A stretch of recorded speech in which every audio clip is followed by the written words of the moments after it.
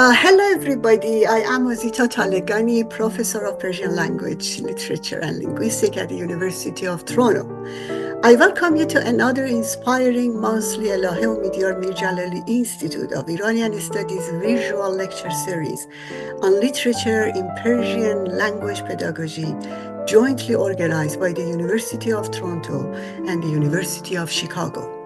I am co-convening this lecture series with my friend and colleague, Professor Shaahin Pishbin from the Department of Middle Eastern Studies at the University of Chicago.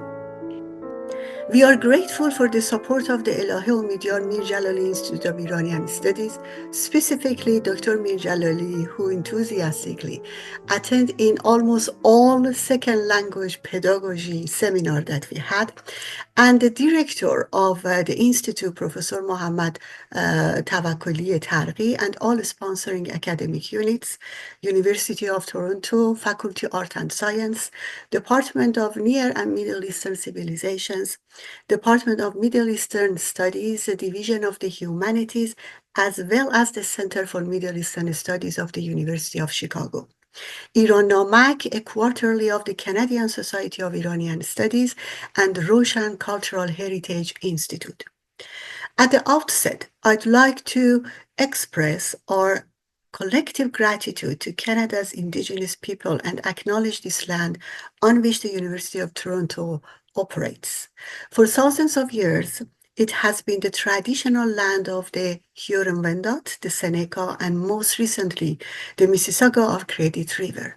Today, this meeting place continues to be the home to many Indigenous people across the territorial land, and we are grateful to have the opportunity to work, to teach, to do research, and prosper in their ancestral homeland. I would be honored to welcome Dr. Pishbin to the University of Toronto and our lecture series. Dr. Shaahin Pishbin is a postdoctoral Laming Junior Research Fellow at Queen's College, University of Oxford. He obtains his PhD from the Department of Middle Eastern Studies at the University of Chicago, and his research focuses on Persian literature and Islamic cultural history. His current project explores the entangled concept of wonder, astonishment, and place within the creative and spiritual psychology of pre-modern Persian speakers in Iran and South Asia. He has taught Persian language classes, courses on Persian literature, Islamic thought and history, and was a junior fellow at the Martin Marty Center for the Public Understanding of Religion. His scholarly work has appeared or is forthcoming in journals including Namak, the Journal of Persian Studies, and the Lucy Journal of Translation and World Literature, as well as in volumes edited by the Cambridge University Press.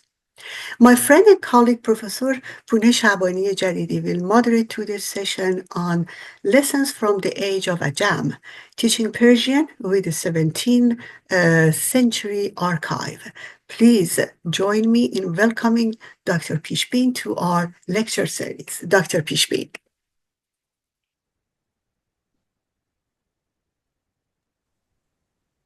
Hello. Thank you for the kind introduction, and thank you all for being here today. It's a real pleasure to have been invited and to see several familiar faces in the audience and many new faces as well. I'm especially grateful to Professor Shabani Jadidi and Professor Talavani for having invited me to take part in this timely and inspiring lecture series, and to the Elahé Omidyar Mir-Djalali Institute for Iranian Studies and its organizers for hosting me and for all the excellent and industrious work they do for the field. If at any moment you can't hear me, see me, or see my slide, please do let me know. So this lecture series poses an interesting, though challenging question to researchers of Persian literature. How does the study of Persian literature inform, enhance, and affect Persian language pedagogy? How and to what ends can we bring our research on the Persian literary tradition into the classroom to benefit the modern student of the Persian language? To begin to answer that question, allow me to first establish the context of my own research. My research expertise lies in pre-modern Persian literature, with a particular focus on the literary and cultural history of the early modern period, spanning the 16th to the 18th centuries.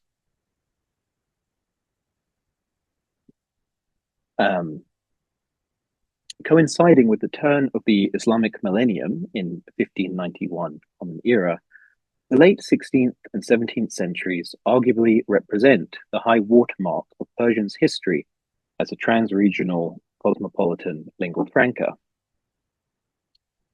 I forgot to set a timer.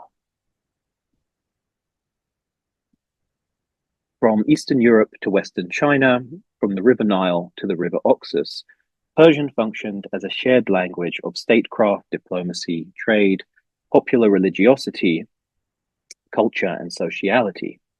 In short, it was a good time to be a Persian speaker.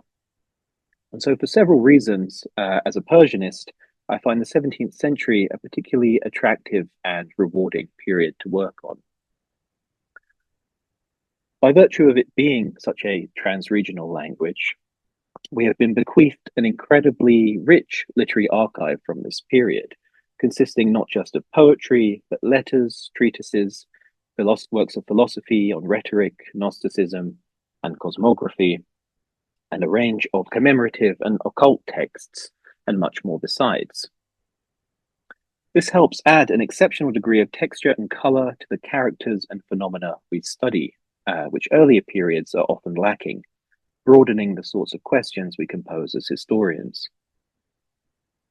The 17th century is also, in my view, an attractive period in world history, insofar as it constitutes the last moment of relative economic and political parity between Eastern and Western powers, making it an interesting point of comparison with the world of today and of the next 100 years. The Safavid Esfahan of Sa'ib Tabrizi boasted a similar population to the Tudor London of William Shakespeare, with an ambitious urban development plan and a diverse population. Within the space of 50 years, architectural wonders that are now monuments of global heritage, such as the Taj Mahal in Agra, the Naqsh Jahan Square in Esfahan, and the Blue Mosque in Istanbul, were constructed within the Persianate world to the delight of travelers and locals alike. According to some estimates, the economies of Mughal India and Imperial China alone constituted just under 50% of global wealth. And so the Persianate 17th century provides us with a fascinating snapshot of the world as it stood before the rise of European colonial modernity. Relatedly, the poetry of this period is experimental, conceptually ambitious, and aesthetically complex. It is the product of a confident, cosmopolitan urban culture, and yet remains regrettably understudied, especially when compared to the so-called classical or medieval canon of Persian.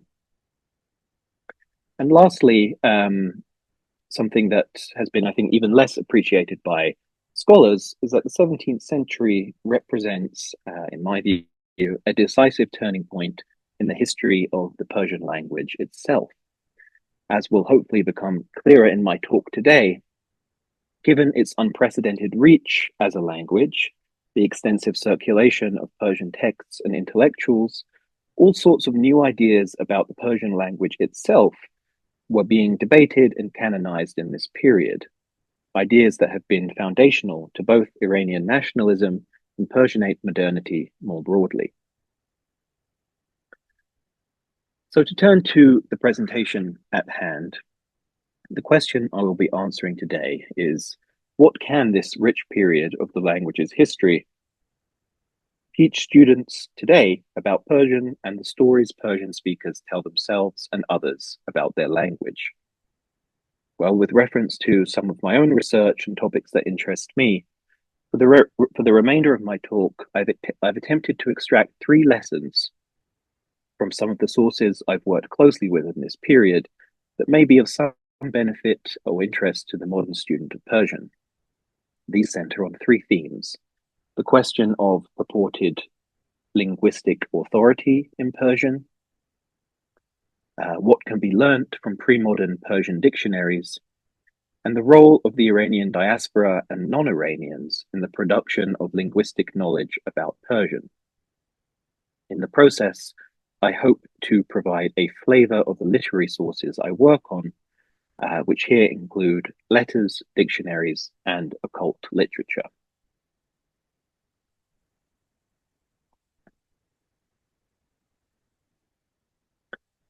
So to begin the first lesson, in the collected letters of the eminent Iranian historian of Mughal Emperor Shah Jahan's court and author of the first Shah Jahan Nameh, Mirza Muhammad Jalala Tabatabai, we find a scathing missive directed to an aspiring Munshi of Hindustani heritage, the incorrigible Mullah Shaidar Fatehpuri, lambasting the young scribe for having penned poems in critique of senior Iranian poets and raising, quote, indecorous questions, su'al-hay bi-adabane, about the quality of their poetry.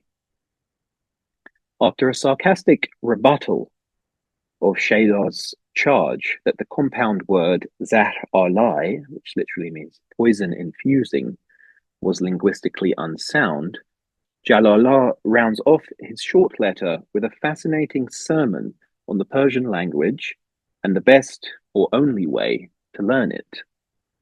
He says, "My dear, this is not Hindustani singing, where within the exchanges of its usage one can make improper intrusions.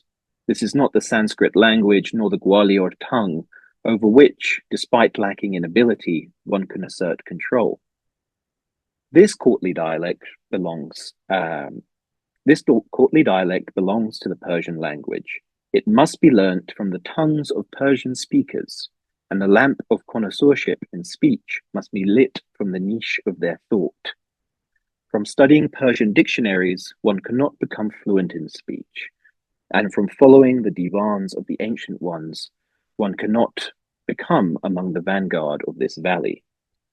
It seems in this matter you are following one of the malicious idle talkers of this benighted pit," by which he means India, "who in a villager's tongue said to the masters of the masters of speech and the imam of the imams of this craft, Maulana Urfi Shirazi, Mullah, we learnt Persian from Anvari and Khagani, but you learnt it from wretched old women, not realizing that Anvari and Khagani also learnt speech from such folk." As a well-positioned man of letters, Jalala no doubt expected his words to be heeded by a larger audience than Shaidar alone. His assertion is clear. Whatever linguistic liberties Hindustani literary culture may permit, no amount of schooling can make up for the skill deficit of not being a native speaker of Persian. Already notorious for his critiques and satires of prominent Iranian poets, an unfazed Shaidar had this to say about Iranians and the Persian language. "Iranians do not rate me on account of being Indian-born. The point is that being Iranian or Indian is not a credential for boasting. The rank of a man depends on his individual basis. If Iranians say reproachfully that Persian is our language, they may not acquire that tongue perfectly. And if their language is perfect, it may not be familiar with the taste of poetry. Those with a superficial gaze who do not see through exterior form to interior meaning and observe nothing but the surface of my condition, my colorful conceits are painted like their finest robes, while their words are like my garments, low value and poor quality. They just fix their gaze on my garments, even though I present colorful conceits to them. What has been said here out of frankness accords with the truth, and getting angry about the truth is not the business of the learned." Clearly of the view that Jalala's position was shared by many of his countrymen, Shaidar couches his critique of Iranian chauvinism in the language of Sufi ethics. The interior of a person, their character, thoughts, and soul, should be more important than how they appear on the surface.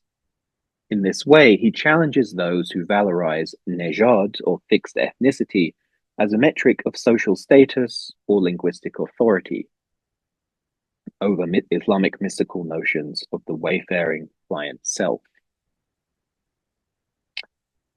The battle for linguistic and literary authority between Iranian and South Asian Persian speakers extended beyond these two individuals, of course. Shaida's North Indian contemporary, Munir Lahori, a prominent poet and munshi of the Mughal Empire, issued similar complaints about the chauvinistic attitudes of his Iranian contemporaries. In his well-known work of literary criticism, the Karnameh, or Deed Book, Munir critiques the stylistic excesses of four famous Iranian poets of his day associated with the fresh or tazeh school of poetry: Taleb Amuli, Zolali Khansari, Zuhuri Torshizi, and Urfi Shirazi. There, he established various criteria by which to criticize select verses by these influential poets, such as logical fallacy, the inappropriate mixing of metaphors and idioms, and even inappropriate subject matter. He was particularly frustrated by the interpretive gymnastics his peers would go to in order to make sense of abstruse and, to his mind, flawed verses of these masters. The Karnameh is an especially useful source for literary historians of this period for what Munir tells us about the sociality of Persian literary culture in his day. In a well-known passage, for example, he complains about the lack of meritocracy in the literary marketplace, citing four social qualities necessary for professional success. One is old age, two is wealth, the third is fame, and the fourth is having Iranian heritage. He continues, که اگر فارسی سجار در فارسی غلط کند در سخن او سخن نمی کنند و هندی اگر همه چون تیگ هندی جوهر ذاتی را آشکار سازد دم از تحسین نمی زنند. For if a Persian makes 100 mistakes in Persian, they do not say anything about his speech. But if an Indian, like a blade of Indian steel, consistently reveals the pearl of an essential truth, they do not utter a word of praise. Munir's bold critique of the Iranian literary establishment must have earned him notoriety and plaudits in equal measure, though he no doubt found a sympathetic audience in the many Hindustani-born Persophones who experienced similar professional discrimination. For Munir, if one's Persian was good enough, it should simply be considered Persian, without the qualification of Indian or Iranian, a point he made explicitly in the preface to another of his poems, where he said, "May it not be concealed from the genealogists of speech that these excellence-electing verses, although in respect of their father's lineage they are Indian, in terms of their inner meanings lineage, which is their true lineage, they can be called Persian." So entertaining and insightful into the 17th century literary culture though they may be, what can such discussions about linguistic authority teach modern Persian students?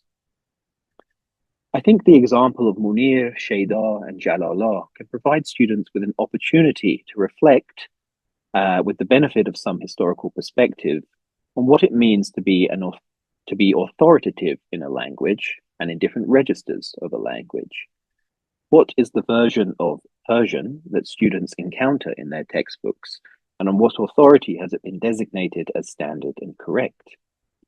What are the benefits of learning a language from a so-called native speaker versus somebody who has learned the language later in life?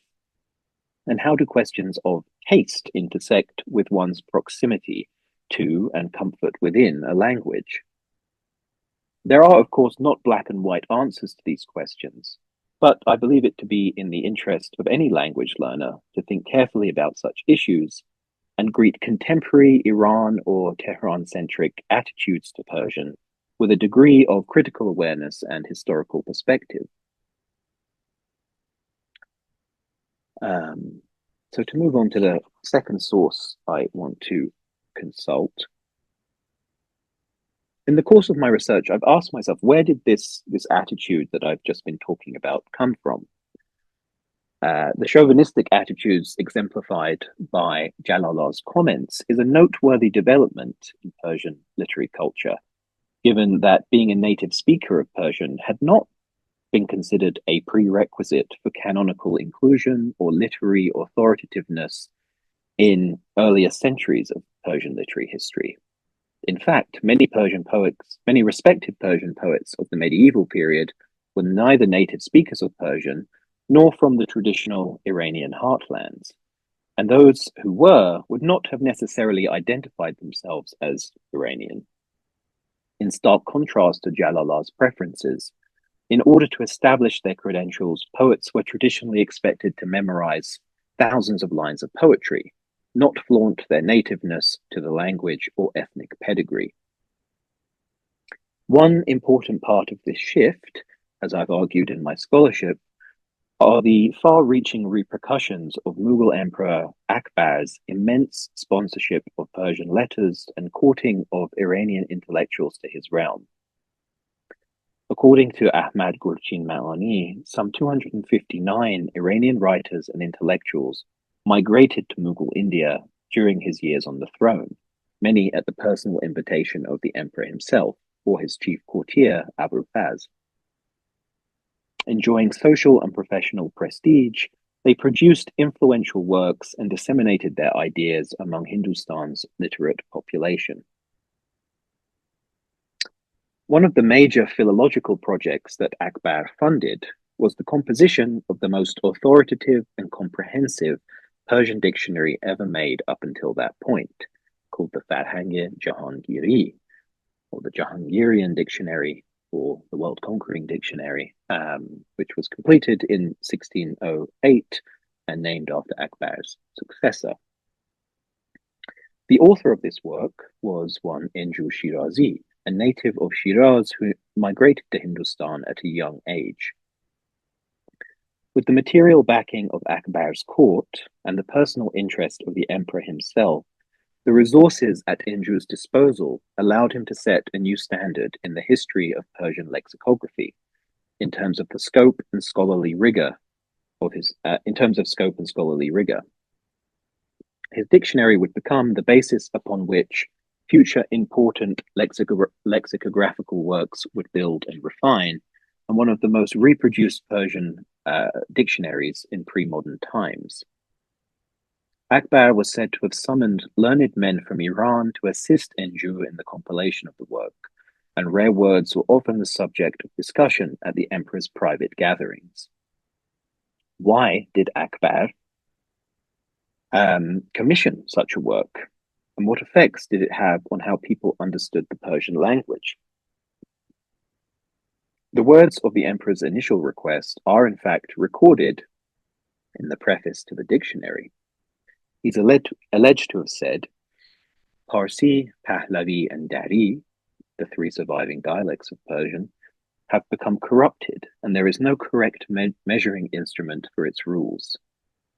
The declaration continued, since the time when dominion over the lands of Ajam fell into the hands of the Arabs, the language of Pars has undergone a process of admixture with Arabic words, whereas many erstwhile Parsi, Dari, and Pahlavi words have become obsolete or extirpated. As we shall see shortly, the emperor's concern for the corrupting influence of Arabic on Persian reflects a pervasive occult anxiety at the time over tensions between Arabic and Persian cosmic cycles. The lengthy preface Enju wrote to the dictionary performs a number of interesting functions. It comprises of 12 sections dealing with various social, historic, geographic, linguistic, and orthographic aspects of Persian, and sometimes reads like a manifesto for the language itself, making it a fascinating document for any modern student of Persian to peruse. The first section of the preface is especially notable for its assertion of the virtues of Persian compared to other tongues, and for providing the language with an origin story compatible with Islamic cosmology. Enju tells his readers that in ancient times all of Iran was called Pars, and that the borders of this land stretched from the river to the edge of the water of the Euphrates, and from Derbent to the shore of the Sea of Oman. He then provides several Islamically compatible accounts of how Pars acquired its name, before citing some sayings of the Prophet Muhammad himself, praising the Persian language and his people. The Prophet is alleged to have said, "When God gives a command in which there is softness, he inspires the angels in his vicinity with Dari Persian. But when God gives a command in which there is harshness, he indicates it to the angels in public in Arabic. The language of the people of heaven is Arabic or Dari, and if there was knowledge for us in the Pleiades, a man from among the Persians would obtain it."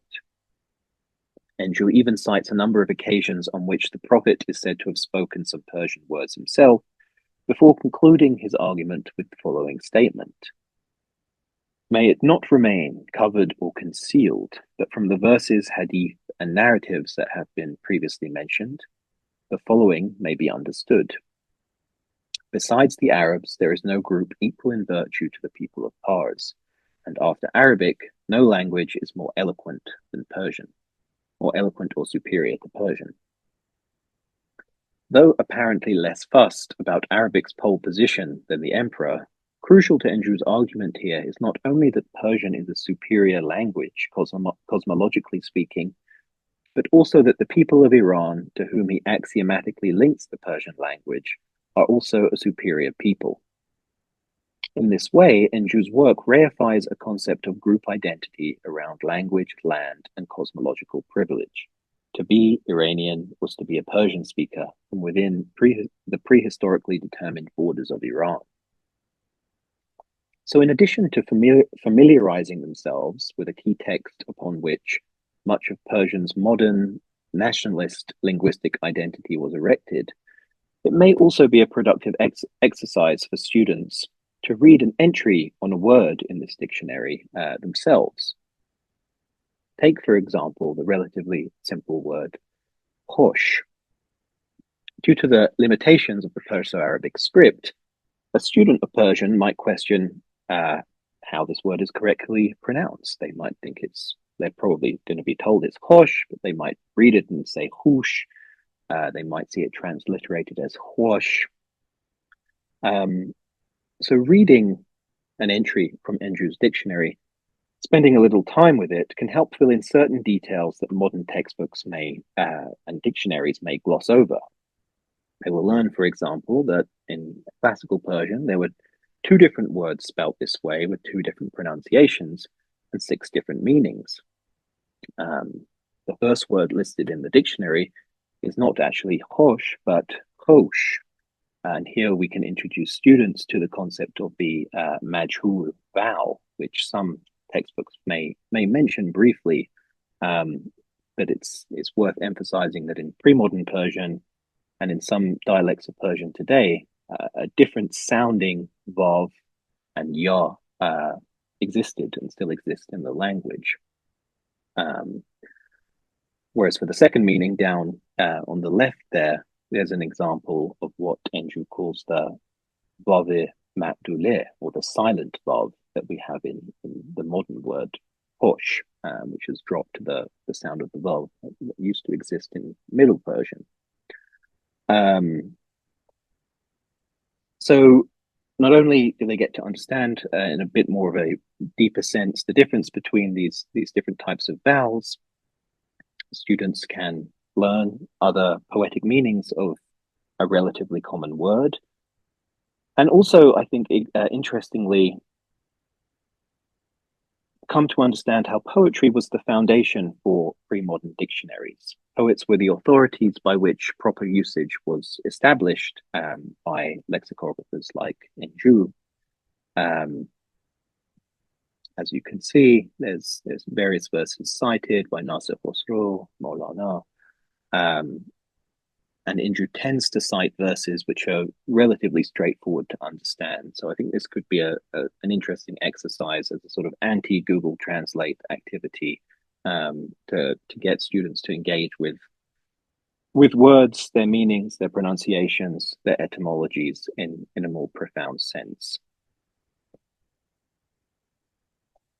So to conclude the second lesson, what can we learn from dictionaries such as Enju's?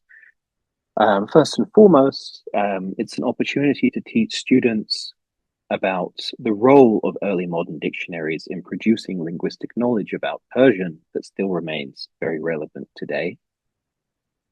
It can familiarize them with the traditionally Islamic account of Persian's position in the hierarchy of languages. It can provide a resource for deeper knowledge of Persian words, grammar, phonology, and etymology, and also provide some insight into the cliche that people often hear that Persian is a very poetic language. And of course, that's true in the sense that there's a extensive canon of poetry. But to understand that dictionaries themselves were built off the back of examples of poetry, I think really emphasize the extent to which poetry is important in the modern language as well. Okay, so I'll move on to my third and final lesson.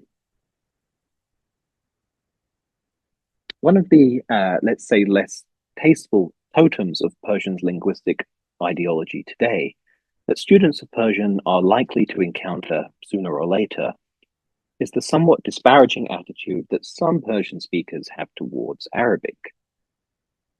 The prehistory and contemporary politics of this tension is, of course, a complicated story. But once again, I think the 17th century archive provides some crucial insights into the modern iterations of such attitudes and how Persian speakers, for better or for worse, have often understood themselves and their language in contradistinction to their Arab neighbors. Through historicizing this attitude a little, I hope that its potency in contemporary Persian culture might be somewhat neutralized, and students might not be inadvertently swayed or put off by it. In particular, the activity and writings of occult Persian groups in this period, who found a powerful supporter and generous patron in the Mughal Emperor Akbar, shed a great deal of light on how some of these attitudes rose to prominence. As previously mentioned, as part of the Persian efflorescence sponsored by Akbar and his court, hundreds of Iranian intellectuals from Safavid lands were courted to Mughal India. These included poets, bureaucrats, historians, musicians, and many other learned men. One of the most significant groups in this diaspora cohort were what are sometimes referred to as occultists, which is to say individuals who promoted an alternative Iran-centered cosmology to the hegemonic Islamic understanding of history and time. Two of the main groups in this category who I'll discuss now are called the Nuktavis and the Arzavis. The Nuktavis, which can literally be translated as the Pointillists, were an occult sect founded in the late 14th century by Mahmud Pasikhani, considered to be an offshoot of the better-known Hurufis or lettrists founded by Fazlullah Astrabadi. For both groups, language in general, and the Persian language in particular, was central to their cosmological hermeneutics. While Nuktavis shared many Hurufi ideas, their movement diverged in some significant ways. In particular, Pasikhani took Fazlullah's ideas about the significance of the Persian language to new extremes, proclaiming himself a prophet of a new Persian-based religion that surpassed Islam. One important aspect of their Nukta-based doctrine was the fact that Persian contains 12 more dots in it than the Arabic alphabet does, a number of special astrological significance in Nuktavi cosmology. For Pasikhani, history was understood as a series of cycles, but he saw these cycles in explicitly ethno-linguistic terms. He considered the universe to have a lifespan of 64,000 years, made up of 4 16,000-year periods, which were in turn divided into an Arab and Persian cycle, each lasting 8,000 years. He viewed the first 8,000-year Arab cycle, the Dawra Arab, to be coming to a close, having begun with Adam followed by 6 other prophets, culminating with Muhammad. The second period of 8,000 years, the Persian cycle of Age Ajam, conveniently began with Pasikhani himself, identified as the perfected Persian explicator, who would be succeeded by 7 other explicators. In the millenarian atmosphere of the late 17th century, the Nuktavi cause became a popular political force to be reckoned with across the Persianate world. More significant to them than the Islamic millennium, however, was a major astrological event predicted to occur 10 years before the year 1000, in 1582 Common Era, the so-called greatest conjunction of Jupiter and Saturn in Aries, a cosmic event that only happened once every 960 years. Nuktavis came to believe this long foretold conjunction, coinciding with the Islamic millennium, more or less, would be the moment that Pasikhani's theory of the Persian age would begin in earnest. Akbar and some of his inner circle, most notably Abul Fazl and his brother Abul Faiz Faizi, developed a keen interest in the Nuktavis, an interest which helps contextualize the emperor's policies regarding the Persian language and his generous sponsorship of scores of Iranian intellectuals.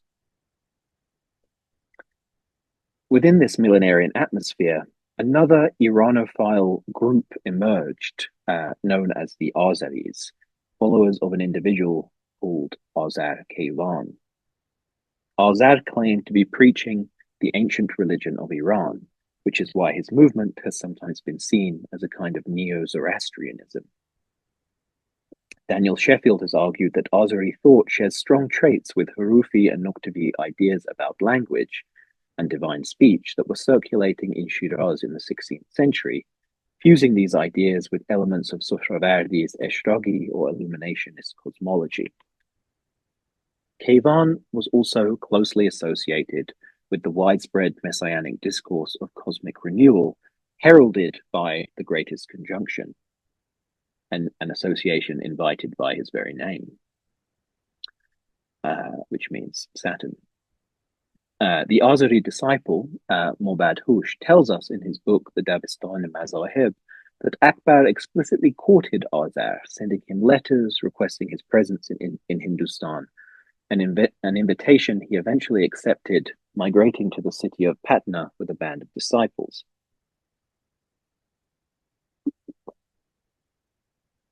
In Azari texts, we find an unabashed championing of the Persian language itself, as well as the people of Iran, a discourse that no doubt contributed to the general culture of Iranian chauvinism in South Asia, as well as modern nationalist myth-making. In the hagiographical work known as the Shahristane-Chahar Chaman, the City of Four Meadows, an Azari disciple called Bahram ibn Farhad gives us a vigorous account of his group's views, engaging with various claims about Persian, Iran, and Iranians made by Enju and others. After providing a series of etymologies for the word Iran itself, Bahram dismisses the accounts of Arabs and their supporters by making the following provocation. There is no point raising or attending to the remaining aspects of the naming of Iran, meaning that which was written in the books of Arab followers, and their opinion, because it is all considered lies. How much more do they not know? In the view of the Persians and the residents of Iran who are fixed on that ancient path, the children of Pars are the most superior of created beings, both in terms of intelligent, historical, and beautiful aspects, and the rest of mankind are inferior to them.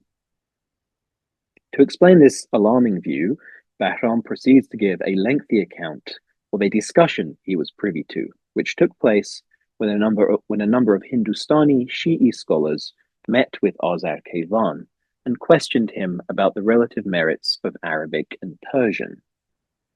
The account depicts Azar as a reticent, even enigmatic public figure, surrounded by more combative acolytes well rehearsed in their movement's intellectual positions. Bahram recalls the moment the conversation turned to, quote, the Persian sciences and the opinions of their sages. He says, one of them brought out a dictionary from the collected works of one of their contemporaries and said, he did a fine job gathering the words of the Persians. The good sir's sincere admirers enjoyed what he has written about the application of the name of Pars and the lineage of Keomars.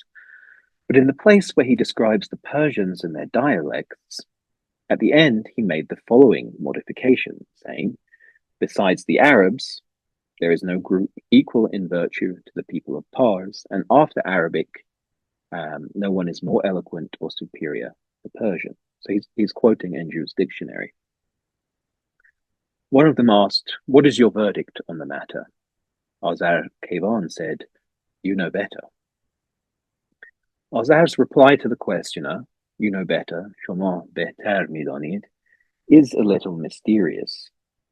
We might interpret his reply as the kind of sincere yet tongue-in-cheek response permitted to only the most respected of scholars, confounding the expectation of an erudite answer with a childlike provocation.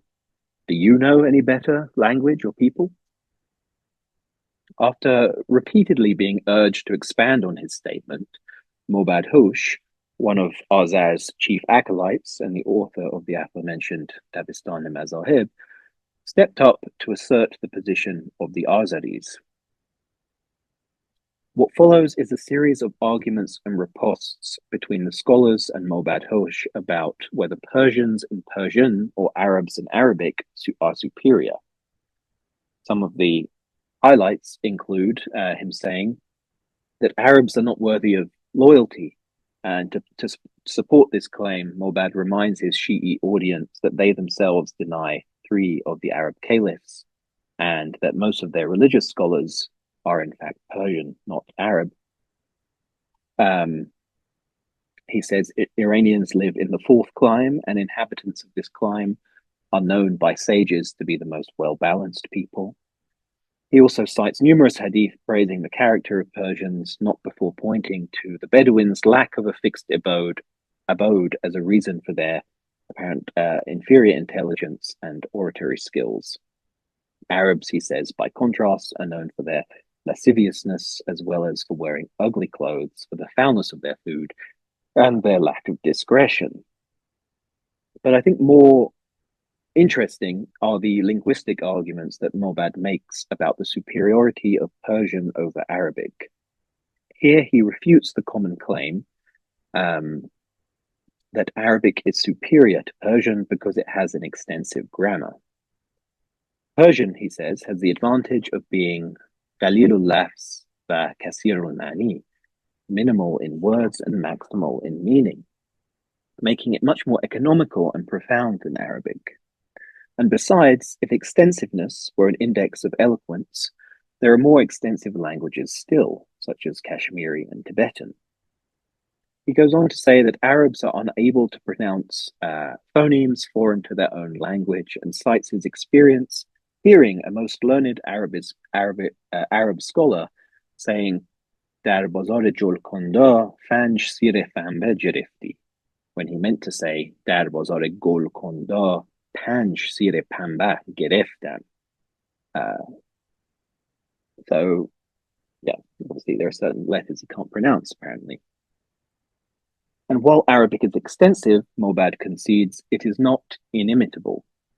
And to prove this point, he recites several Arabic poems by Azar Kevan, which amazed his audience. One by one, Mobad parries the scholar's arguments for the superiority of Arabic until only one question remained. If Persian's so wonderful, why did the Quran itself come down in Arabic? The Azari disciple replied, "Because the true God, may he be exalted, from pre-eternity possessed the truth about the world, that every people from Persia and elsewhere could become accustomed to languages other than their own, except for the Arabs, who are incapable of that. For that reason, it was sent down in Arabic, and translating it to any language is permissible in the view of the holy." With this, says Bahram, the debate was settled. So again, this body of 17th century occult literature, I think, offers modern scholars, modern students of Persian, some instructive food for thought and discussion about the language they are learning and certain attitudes that continue to swirl in the deep waters of Persianate cultural memory today. In particular, the Azari's Iran-loving discourse creates space for modern students to reflect on the role of diasporas in the production of linguistic knowledge and national identities, which I think could be especially interesting in the context of classrooms in Western universities, which often have many people of the Iranian or Persian-speaking diaspora in them.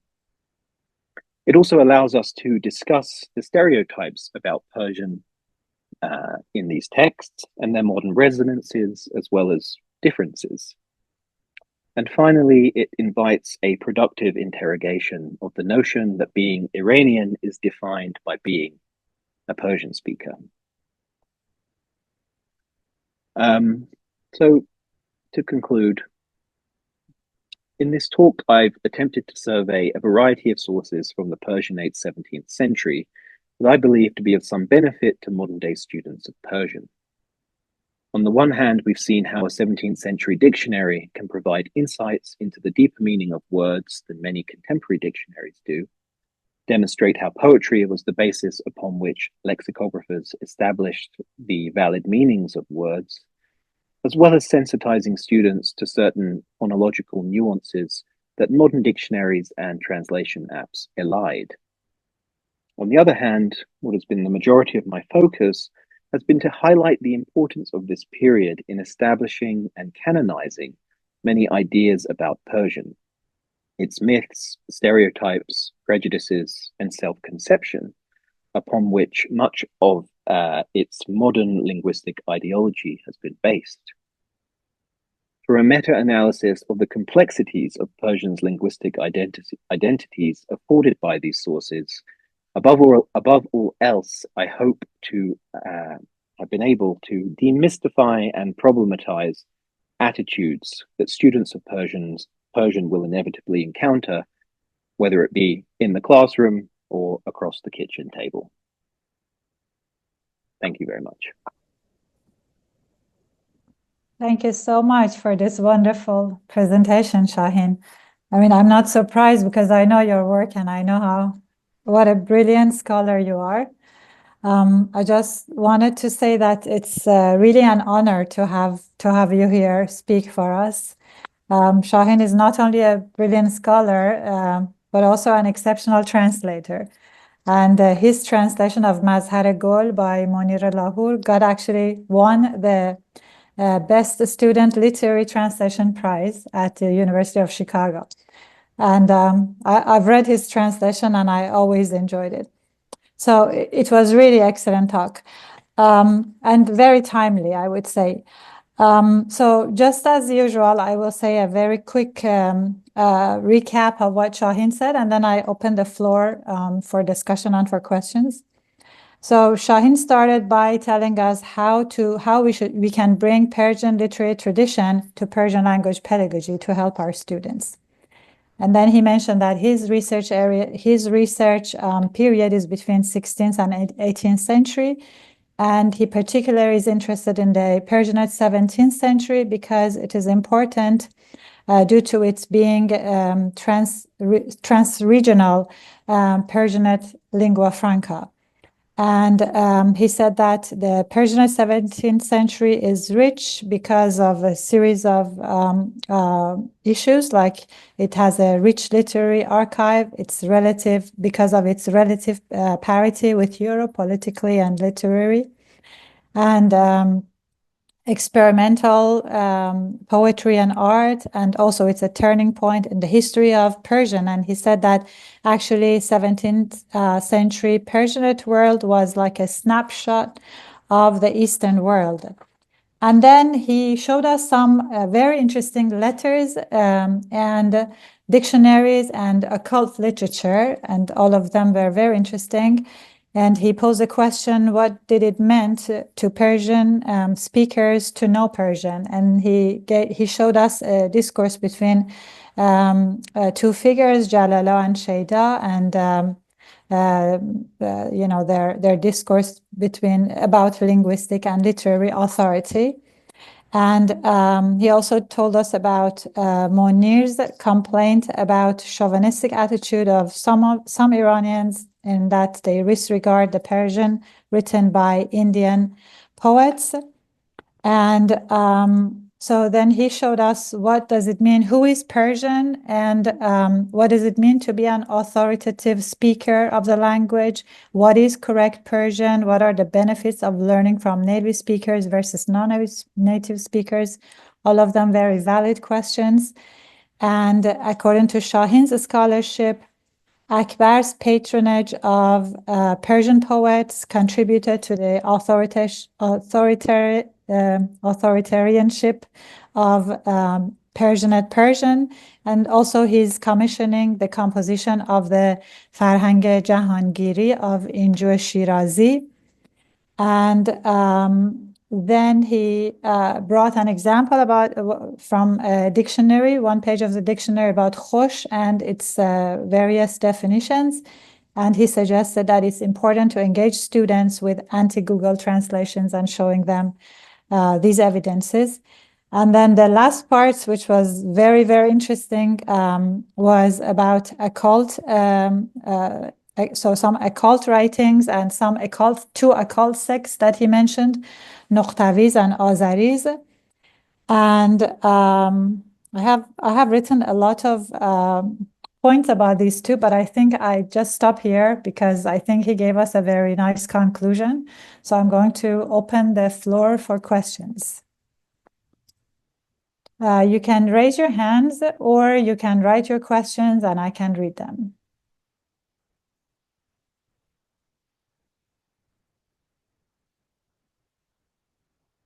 Okay, Tarane, would you like to say it yourself? I mean, sure. Hi, everyone. Hi, Shaahin. Very nice to meet you. I really enjoyed your talk, and I do think that it's really important for us to actually get a little meta about the language in our classes, and talk about the language ideologies, especially with regard to, I mean, I have encountered these ideologies and attitudes in class about Dari specifically, and about how much we're influenced by Arabic. And it's very interesting to me. A lot of my students are like, no, but like, oh my God, this is Arabic too. This is Arabic too. I want to speak Persian. And then they want to, like take pride in Hafiz. And I'm like, well, let's take a look at let's take a look at that.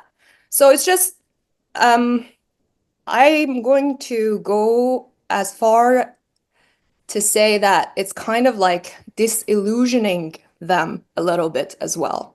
And I think it's really, really important. Thank you. Thank you so much. Yeah, that's exactly what the point I'm trying to get at, to sort of, yeah, I think there's a lot of quite radical things you imbibe, particularly if you grow up kind of proximate to the Persian diaspora, about the presence of Arabic and Persian. So using the classroom space to problematize some of those attitudes people hear, I think is really necessary. Thank you. Abul Fazjan, you can ask your question. Sure. Thank you for your excellent talk. I just wanted to know whether these authors that you mentioned distinguish particularly the spoken Persian versus written Persian. Because from written Persian, most of the time you cannot realize the variances among different regions and different dialects, perhaps. It's less obvious. I don't want to say you can't recognize, but the spoken Persian, the way Indian, for example, spoke Persian, the Persianate community in India versus in Anatolia versus Central Asia, whether they make this distinction, and whether it is important to make that distinction between the written Persian and a spoken Persian. And when they're talking about this various kind of dialects or various way of saying things in Persian, whether there is that distinction, that they are kind of cognitive to that. Thank you. Yes. Yeah. Fantastic question. My suspicion is they did. It doesn't come through in such a textured, detailed way in the sources I've looked at, but occasionally you see glimpses that show that this particular question was on their mind. So, for example, in the letter I quoted, Jalala, he writes to Shaydar, he begins by saying something along the lines of, you know so little about how Persian is actually spoken, because Jalala, he's critiquing the poet. Jalala he wrote a famous qasideh, a poem, sort of lampooning an Iranian poet, um, Muhammad Qudsi, who became the poet laureate of Akbar's court. And Shaydar wrote a poem critiquing a particular line in one of Qudsi's famous poems, saying this doesn't make sense, basically. I think his main critique is you're mixing metaphors. And this irritates a lot of people because they're thinking, who's this young Indian Munshi criticizing this Iranian poet laureate? And Jalala opens this letter by saying something like, these accusations you're making, you have no idea what you're talking about, because we use these all the time in the spoken language, the zabane muhavere, they say. So you sometimes see glimpses that people were thinking about these things and bringing them into their kind of claims to authoritativeness. Another thing that stuck in my mind was Jalala makes fun of Shaydar's spoken Persian by saying, you thought that the Persian word dandan, meaning teeth or tooth, was a plural, and that the singular word was dand, tooth, and then the plural was dandan. This is so these kind of things come into it a little bit, and then I think this becomes a bigger scholarly question, if you like, in the 18th century, where you have people like Orzu and Hazin sort of actually engaging with these topics in a more systematic way. And I've seen, and I hope to I haven't consulted them myself, but there are treatises written on, for example, the difference between Iranian Persian and Indian Persian in the 18th century in manuscript form, which I don't think anybody's really looked at, but I'm aware they exist, and I think that'll be the next step in getting at your question. But for the most part, the things that we have a historical account for in the kind of scholarly record are more debates at the kind of literary register. Thank you. Thank you. Thank you. There is a question in the chat. Manik, would you like to read it or should I? Okay, so Manik is asking, any comments about Persian language during the huge pre-Islamic Sasanian Empire and their Gondi Shapur University? Gosh, I'm not sure specifically what I could say, but I will say for sure, Akbar's, this big Iranophilia, Persophilia he's promoting. There is, and other scholars, Daniel Sheffield and others have worked on this question. There is a antiquarianism involved in that project, which is about reviving and a sort of imagined pre-Islamic Iranian language, Persian language, and a lot of Azar Kevan's output is allegedly in this kind of primordial Persian language that he claims to have divinely ordained knowledge of. I think most scholars now think that the language he was writing in his sort of occult text was some kind of invention or literary fraud. It wasn't actually grounded in what we now know as Old Middle Persian. But it was, there was a kind of a movement to learn more about that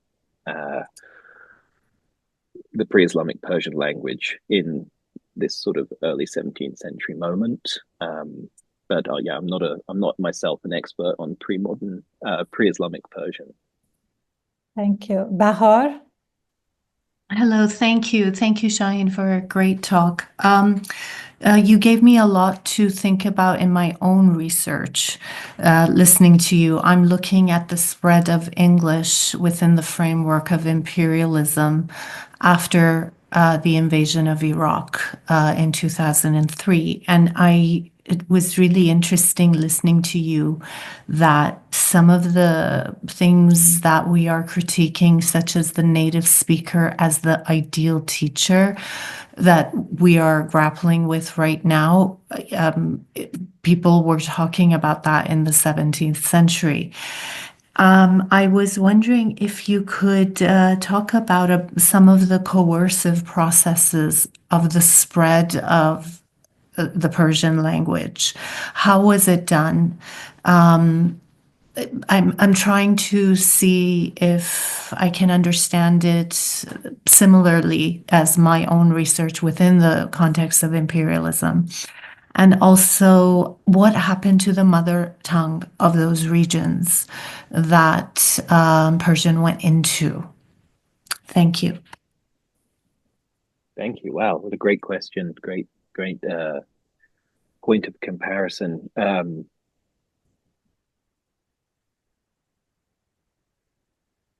what extent was Persian coercively spread? To be clear, scholars of Persian will know this wasn't the first.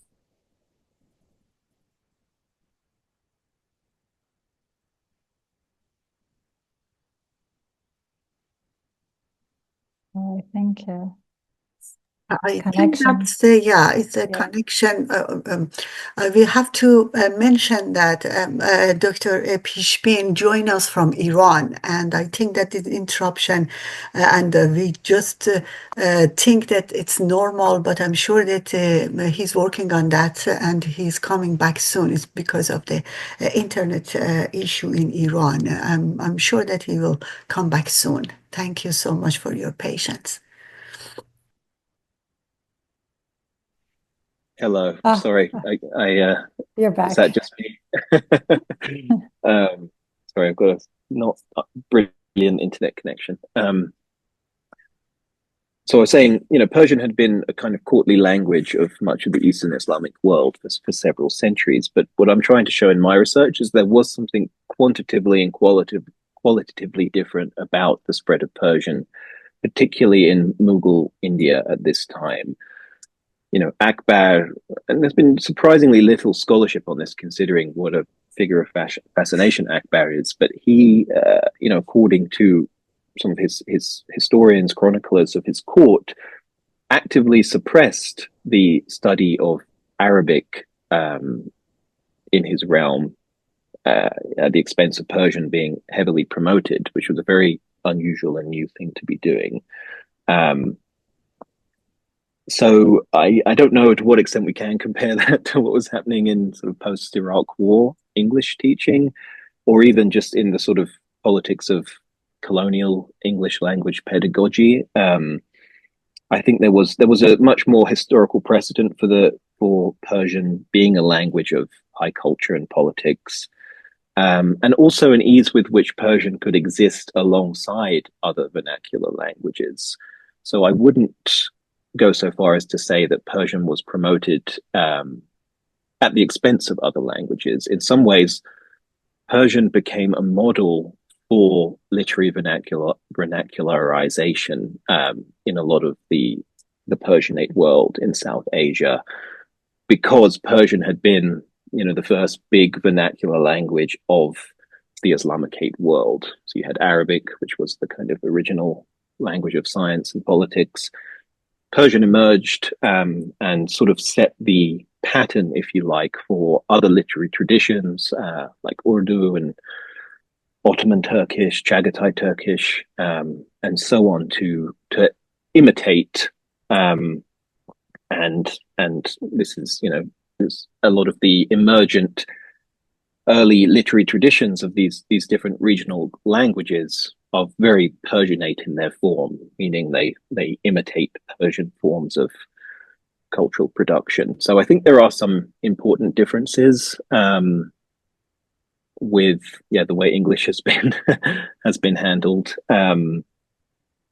But certainly food for thought, the way these two different lingua francas have handled the question of native authority, because that is something which, in the Anglophone world, there are all kinds of sort of unspoken, imbibed ideologies about which kind of English is good, which kind of English is bad. So that could be an interesting point of comparison for students in the classroom as well. Thank you. So nobody has a question. Maybe I can ask one. Shaahin, we had that discussion before in Chicago, but now that you have, you have done even more translations of Persianate, especially Indian poets like Munir's and others, I was wondering, when you read, for example, Sohrab Sepehri, who is also considered by some as a Tazegh, right? Although the expressions that he uses are sometimes very strange, like when I find this strangeness actually when I started translating it. Before that, I didn't feel it was strange at all. So when I read Abhay Refaqat, I said, wow, beautiful. It didn't come to my mind that, it doesn't sound very natural. When I translated it to Waters of Friendship, for example, that sounded very odd.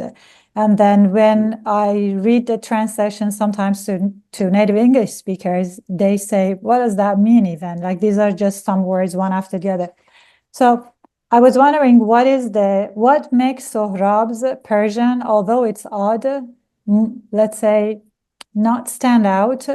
But when, for example, some other poets who are necessarily maybe not native speakers, then it sounds like there is something about them which makes it, different from native speakers of Persian writing, even if they write like Sohrab Sepehri. So I was wondering why you think that is there? Yeah, it's really very interesting question. And it's something I ask myself a lot and don't have a good answer to. But what I would say is, for me, it's important not to generalize, because I think there are some non-native speakers in Persian, in English, who you read their writings and you wouldn't necessarily know that they are not native speakers. Amir Khosrow is a very clear example from the classical canon. I don't think you would read his poetry and think this guy didn't speak Persian. And of course, the English literary canon is full of examples like that as well. I recently learned that Joseph Conrad, who wrote Heart of Darkness, big book in the English canon, he was Polish and didn't learn English until he was in his 20s. And there's all kinds of different authors you could point to who sort of complicate this black and white view of native, non-native. So that leads me to think that in some ways it's more about the gaze we bring to reading, the kind of pre-knowledge and prejudice that maybe we bring to somebody's poetry, if they are a native speaker, or we recognize their credentials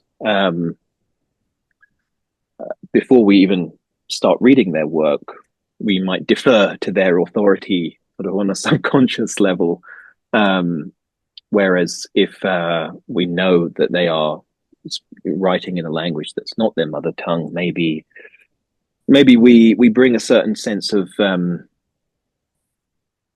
wariness or critique to some of their bolder kind of choices. So I think that's part of it. But it is also true. I don't want to say that being a native speaker has no effect. Of course, it has an effect on the melody of the language that sounds natural and unnatural to you.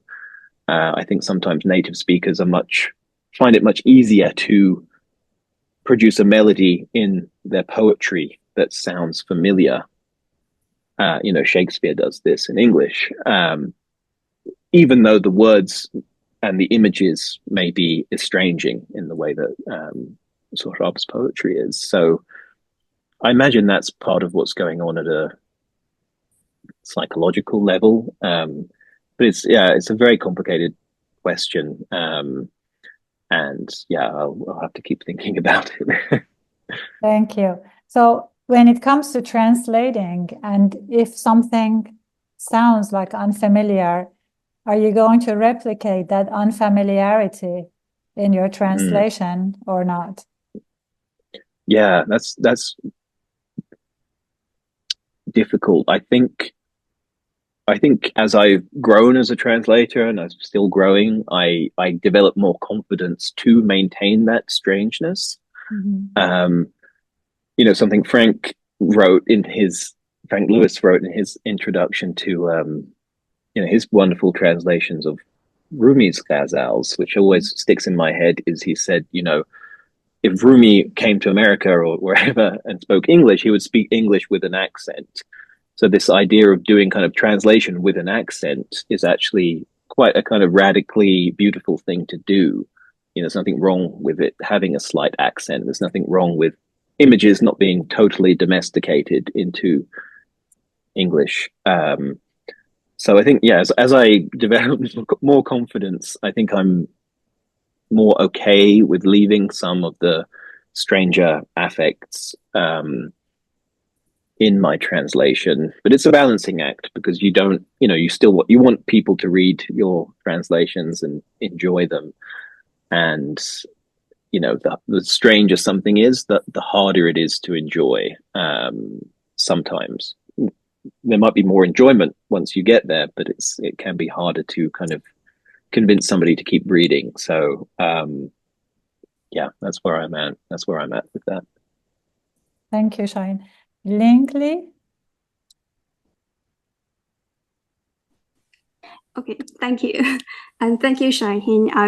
And nice to meet you. And we finally met online. Thank you very much for your talk. I really enjoyed it. Your point about the authority of Persian as a language, as a literary language or just oral language in this period was very interesting, which actually also reminds me of another related issue, the literary innovation. For example, in India, there is Sabki Hindi, and it also involves many other smaller aspects, such as Musabaqiya Shiri, the poetry competition. I'm wondering if you could also share some of your thoughts in this regard.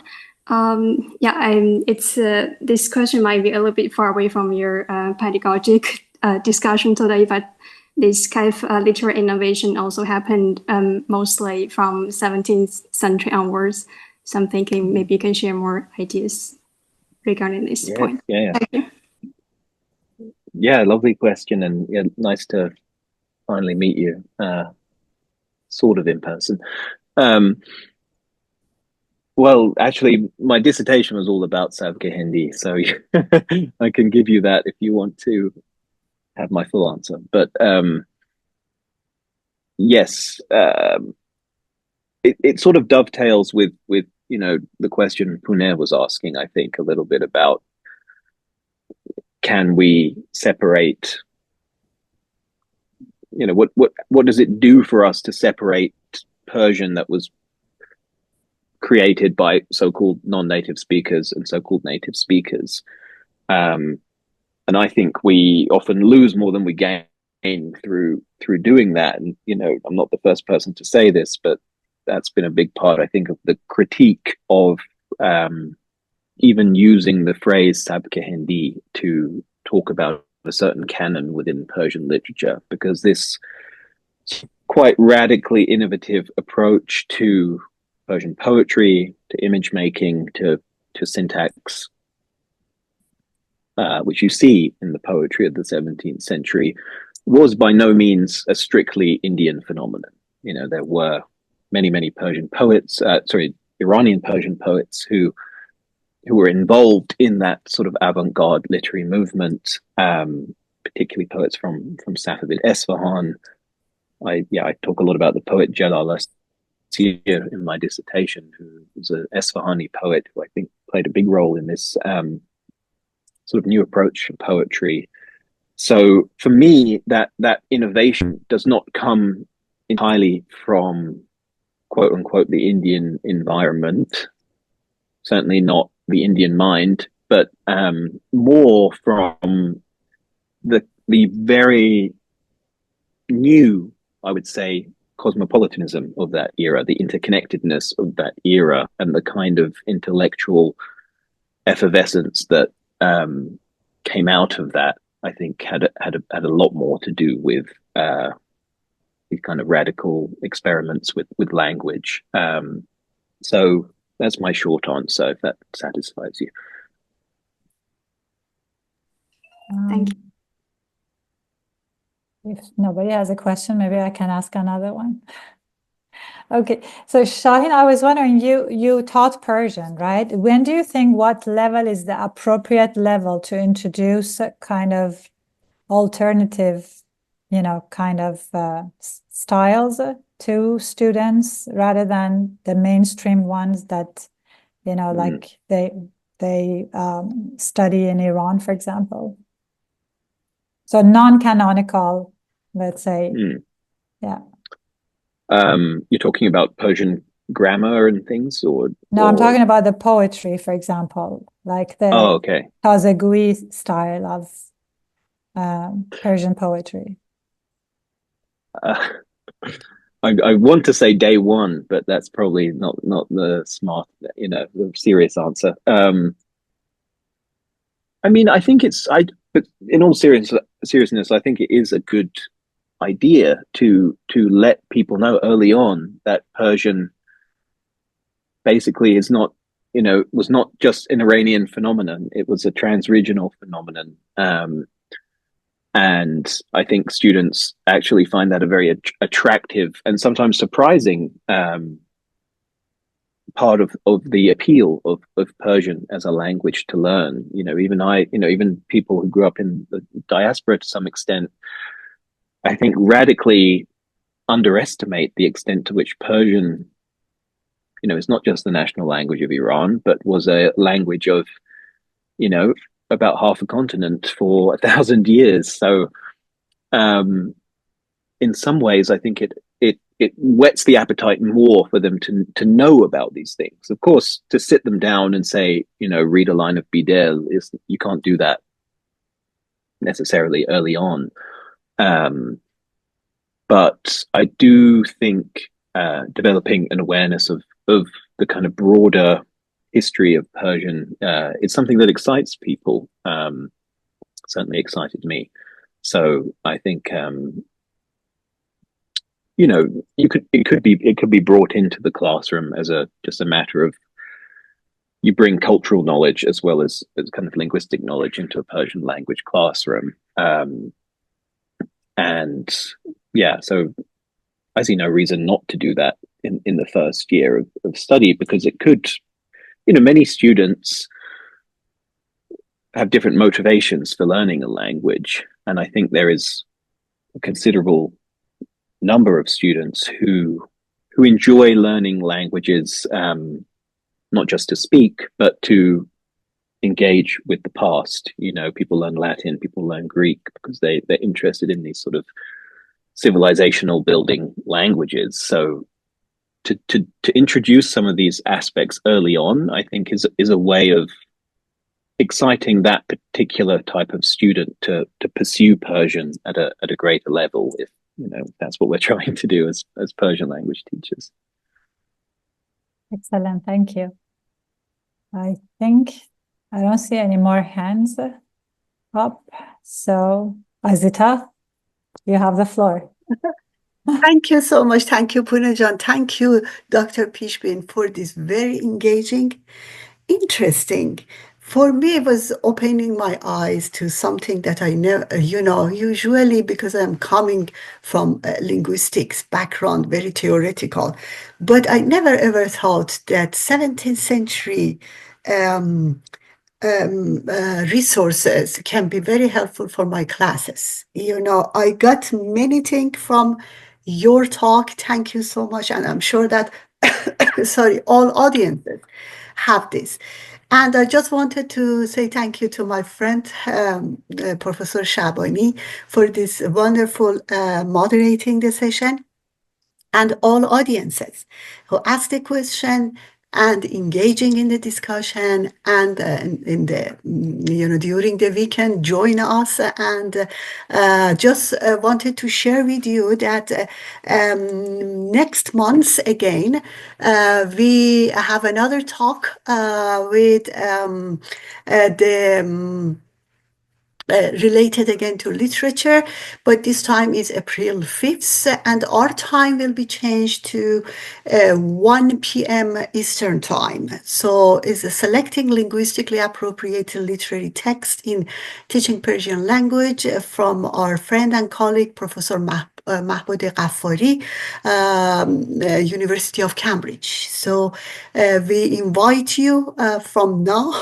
that you join us on April 5th for another engaging and inspirational talk on literature in Persian second language pedagogy. And we wish you the best for the rest of the weekend, and see you next month. Thank you so much. Thank you very much. Nice to see you all.